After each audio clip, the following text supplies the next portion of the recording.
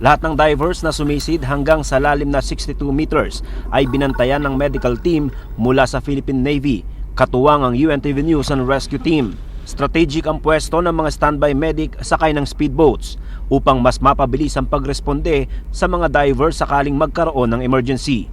Naka-standby naman ang hyperbaric chamber sa mismong mothership upang mabigyan ng agarang lunas ang sinumang magkakaroon ng decompression sickness.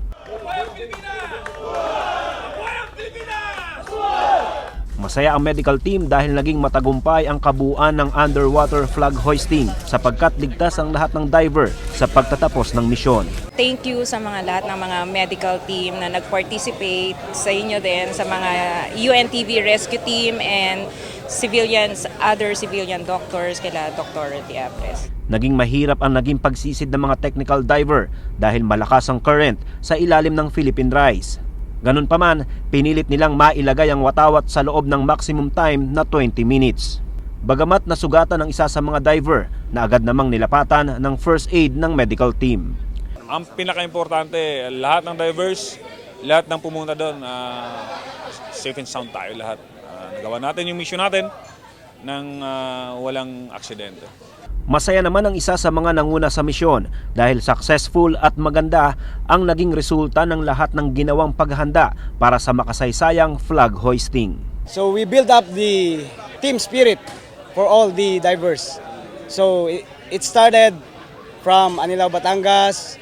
We assigned them to a team wherein they will choose their OICs.